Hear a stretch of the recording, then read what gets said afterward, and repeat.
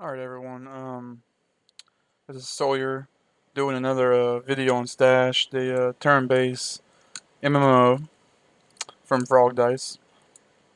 And this time this video is gonna be more focused on like beginners, people that are just now getting into the game and don't really know much about it.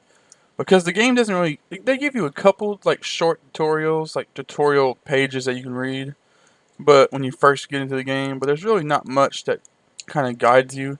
A lot of it's just figuring it out for yourself or asking somebody that's in the game. So I figured I would just cut the middleman out and make this video so you can watch it, look it up, and see what. For example, this I'm gonna make one later. It's gonna be about the base operations and what you can do there. But this one's gonna be about what you can do in the capital city, which is this big castle right here. It's the main social kind of hub, I guess you could say, kind of like Stormwind and WoW. It's your city where all your vendors and stuff are at. We're gonna go ahead and walk in right now. I'm just gonna give you basically a tour, kind of go in depth about each thing that's in here that you can interact with. One thing I would like to point out is that as of right now, there seems to be a lot to this place that's not quite available yet. Like I'm sure a lot of these I'm thinking a lot of these buildings are gonna be like actually places you can go inside of, but you can't right now. Because some of them, not these right here, but some of them, like some of the ones farther back, look a little bit more detailed, like you can go inside of them. But first of all, the very first thing you were probably gonna come do when you come in here is go to this chick over here. She's a quest giver. She has several quests that you can pick up, and they're pretty simple quests for the most part. Most of them are just like gather quests, like you gotta find 3 daggers and give them to her, or find 5 eggs, stuff like that. And most of these quests can be done. Most of these quests can be done by having professions. Like professions make them easier. Like if you have like weaponsmith, you can just make the daggers instead of having to find them and stuff like that. Um, they don't give you a whole lot of XP and money. It's very basic stuff like 200, I think 200 experience and like 50 money or something like that. But it does help out because there's not a whole lot of quests in the game. There Most of the quests in the game are repeatable, so that's good. You can do them like every day or so. Like as you saw, I just picked up a quest, even though I've already done it before. So you can turn in quests. These are all the ones that she has that I can turn in. I might be able to turn this one in. No, okay, never mind. I think there's one of them that I have. I don't know. I feel like they need a better quest tracker system in this game, like a better way to see like if you meet the requirements, because you just have to kind of click on it to find out. Um, Next up we have the Rolling Stone Inn. This is kind of like a rest stop area, like if you because you don't normally, as you can see right here, as you'll see in a couple seconds, you don't normally gain XP and mana while you're just idle or walking around. In the world, you have to be inside of a safe zone, which this is a safe zone. This is currently this and campfires, which you can buy and set up, are the only ways you can just passively gain mana and life back. It's pretty slow. It's a pretty slow process. It does seem to speed up the higher level you get. Like when I was level 3 or 4, I felt like it was a lot slower than now that I'm level 10. But it's still pretty slow because as you can see, I haven't really HP hasn't gone up much. Most people just come in here and they just go AFK for a few minutes, like they go get a bite to eat or they go to the bathroom or whatever.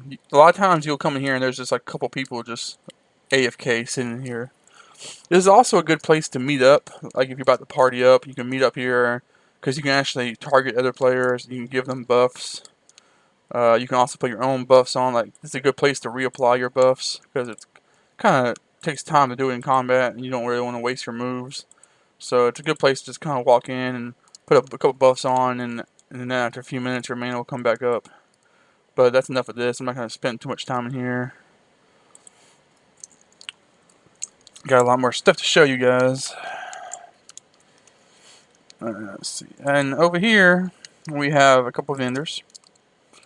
This guy right here has mostly food items. Food items that can restore your HP. You gotta look at them like, well, this one restores mana, this one restores HP, this one restores like both, I believe. Um, So those are these are very good things to have a lot of on you, so you can not have to, so you don't have to keep coming back to the inn all the time. You can just kind of recharge yourself. He also sells traps, which is part of the trapping profession, which goes with the which goes with the farming profession, which then goes with the cooking profession. So all three of those professions are kind of very tied together. So you can buy some stuff for that. You can buy the bait to put in the trap and the trap itself. Um, this vendor sells like crafting items. She basically sells all the stuff you need to do all the various crafts. Like these are like the tools you need, and then you have like the actual equipment you need to make stuff, like the foundry so you can make armor and all that stuff. And then you got like the gathering tools at the bottom. And then you have these really expensive machines right here that allow you to disenchant stuff you make, like armor you make. You can disenchant it to get a smaller amount of parts to build more stuff. These are expensive, but these are really good investment if you're going to be a weaponsmith or armor smith, because you can make a piece of gear. If you don't care about it, you can put it in the back of the machine, and then you can get like a portion of the parts back, so you can make more stuff. It just helps you it helps you stay having materials so you can keep making stuff. Let's see. There's another vendor back here. If I remember, this one doesn't really sell anything too interesting. It's just kind of like some of the same stuff as that one over there. Yeah, it's basically just food. I think it's all the same kind of food, actually. Alright, so that's not really important to look at. But over here we have all the professions, the profession trainers. You can only have one profession in the game. You can have as many gathering professions as you want. Well, you don't have to actually get them. You just have them, and you can level them up. But you have to pick one like crafting profession. You can buy an extra crafting slot from the in-game store, premium store. So you have the chef, which is cooking, which helps you make buff food. You have the armor smith, which helps you make armor of all various armor types, chainmail and leather and stuff. It's armor's making crafting armor and weapons is very good in this game because it's the only kind of gear that you can put enchantments on, and it just has inherently better stats than stuff you can find in dungeons at the same level. So, like a level 1, I've noticed that like a level 1 dagger that's made by a player is actually a lot of times better if it has a high quality. It's a lot of times better than like a level 5 dagger that you find in a dungeon. So, yeah, it's definitely worth it to be crafting stuff. See, weaponsmith makes weapons. Alchemy makes potions, pretty self-explanatory. Restore mana, give yourself buffs, stuff like that. The maker is kind of an interesting profession that you don't really see in most games. This game has a strong emphasis on player housing. So the maker is basically a profession where you mostly make two things with a maker. You either make housing items, like really cool, unique housing items, like different furniture and stuff, or you can make specialized versions of the crafting like tools, like better versions of the crafting tools that can have a higher success rate or stuff like that, I believe. I don't know too much about it, but I know that you can make a lot of different crafting items that other crafters will want from you. And then here we have enchanting, pretty self-explanatory. You make enchantments to put on your armor and weapons. Let's see. Let's get over here. Right here, this is a pretty important little machine, especially if you're a crafter. I overlooked it a lot when I first started playing, and just didn't really know what it was. But it's the amazing salvage machine. See, whenever you craft things in this game, you have a chance to fail at it, and when you fail at it, it turns into a disaster. Like whatever you're doing, like if you say you're doing alchemy, it'll turn into an alchemy disaster. And what you can do is you can take that alchemy or that armor disaster or whatever it is, you can put it right here. You pay a little bit of money depending on how many you put right here, because you can put stacks in here. And after about like, it's very quick, but I think it's like after a minute or so, you can just come back and retrieve stuff, and you'll get like different materials that drop down here. And there's various materials. There's like rare material, legendary, and fabled of whatever you're doing. And those are pretty important for making like the better grade stuff. So you're definitely going to want to save up your failures and try to hopefully get them turned into good stuff. here. And then we have a vendor right here. This vendor sells basically more food and stuff. I think this is a little bit better, different food. Let's see. Then this vendor has. I don't know if I checked this vendor yet. I think I did. Yeah, I did check this one. Okay. Next up is the higher level of the city, which actually I kind of don't want to admit this, but I didn't even know that there was a higher level of the city for at least a day or two of playing the game. Like, I just never like actually went exploring up here. But yeah, there's like well, I mean, I did, but I didn't go very far. And there's actually nothing in the first, like, maybe 20 meters of this area. It's kind of just bare. But if you keep going, you'll find some stuff to explore. But as you can see, like, there's this big area is just empty. There's nothing here besides that statue. But if you go up here to this next staircase, you will be given you'll find another quest giver, which is actually a really good quest giver to get. Let's see, acquire by quest. See, and he has several quests. All these ones right here are non-repeatable quests.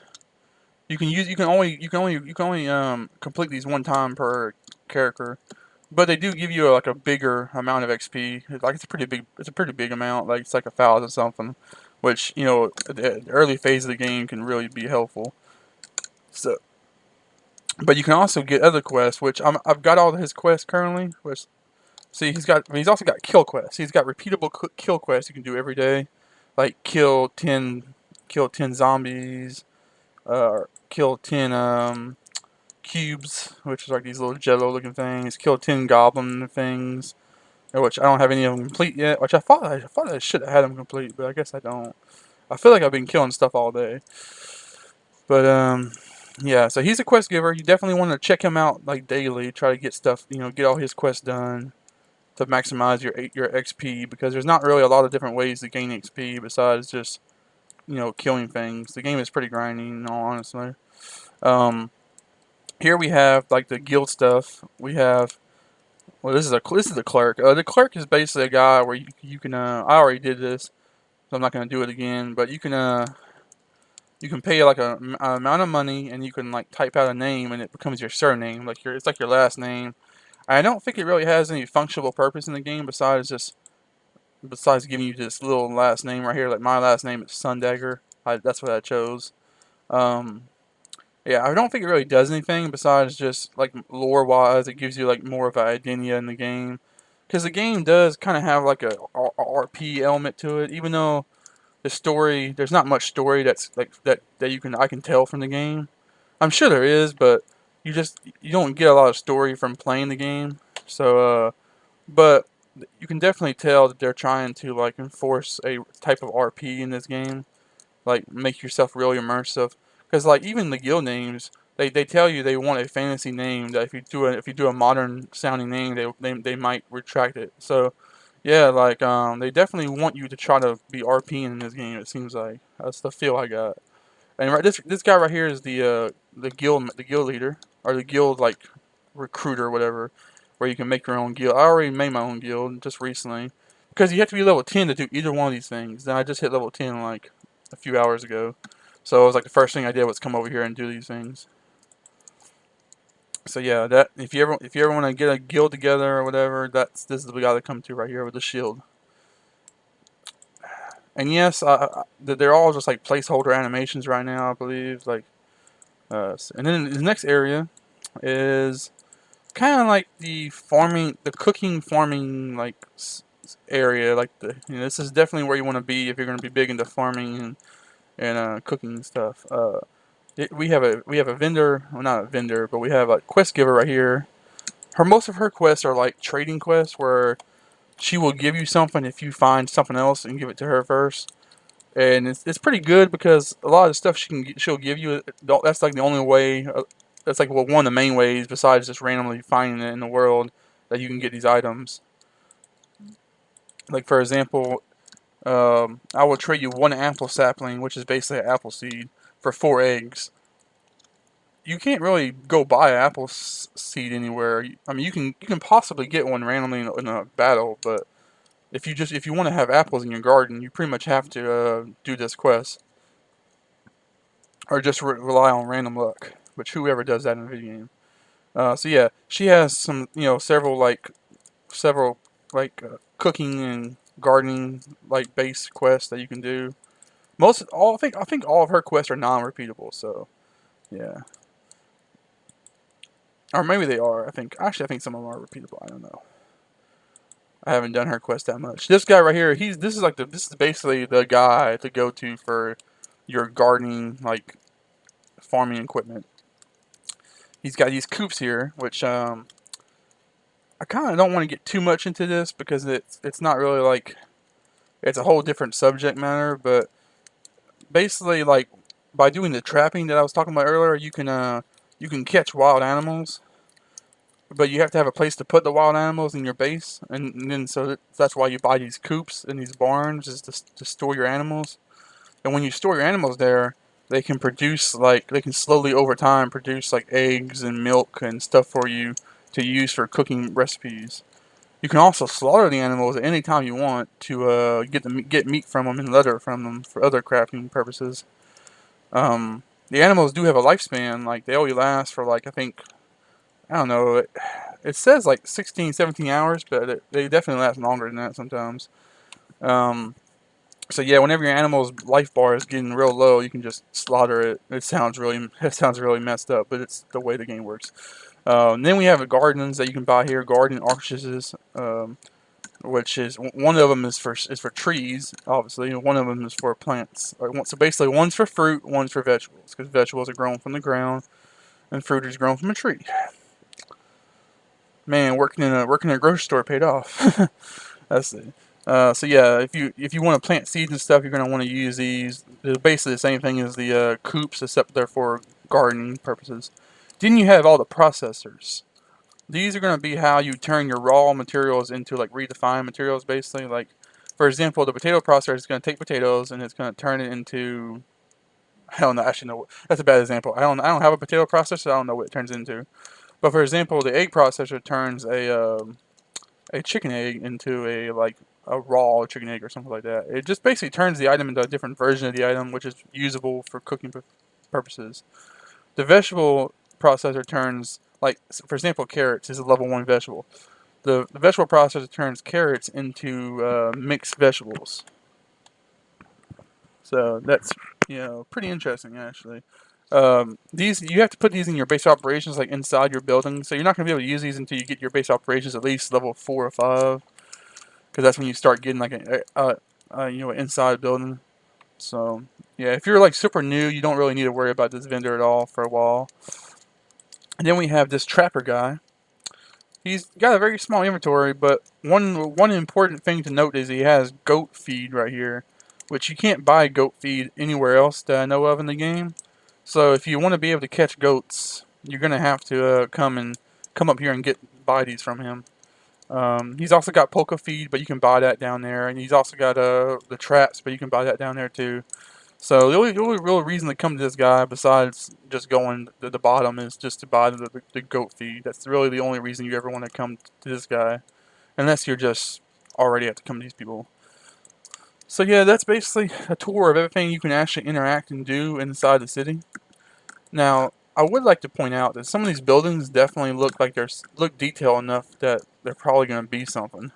I thought you could actually go inside here at first, but you can't. But this looks like a very detailed room. It looks like a monastery or something, maybe a tomb almost.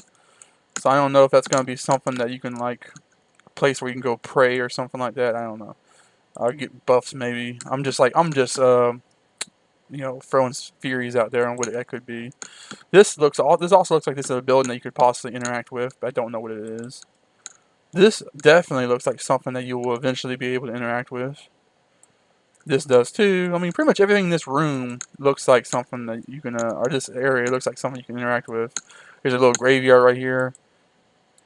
This is definitely, to me, the most fleshed out area in the city, visual wise. Most of the other sections are just houses, a bunch of random houses everywhere. But this is pretty detailed in most of this stuff. But anyway, I feel like I'm rambling about that. yeah, so that was basically a tour of the capital city. I'm sure like anybody that kind of walks through the city is gonna learn this stuff, but it might take you a couple of times, and you might miss some of these things. Like for example, I didn't realize that there was the upstairs for a little while. So I could have been getting quests at a little bit faster and being more efficient faster. So I just wanted to make this video to basically show you guys all that stuff in case you missed out on it, you didn't realize you could do that or go to get that, or just to kind of give you guys like a shortcut. Like if you think about you watch this video, and you're like, oh wait, that's where you get the goat feed. Okay, I'll just go get that. So hopefully I helped you guys out a little bit with this video. Hopefully it was entertaining or whatever. Um, Thanks. Like, comment, subscribe if you like these videos. I'm really enjoying this game right now. So yeah, like just show your support if you like this game too, and you happen to find it on YouTube. Just show your support, man. Like I got my clan that I just made recently, Heroes and Heathens. If you're looking for a guild to be in, whenever this game goes free to play in a few weeks, and there's gonna be a lot more people jumping on, you can definitely hit me up and I'll invite you in. I'm looking for people to join. Looking for a tight niche like group of players to kind of help out and help the community out. Try to like kind of like mold some of these new people that are going to be playing into the puppets. I mean, recruits for the clan. So yeah, thanks guys for watching and stay tuned for more videos. Laters.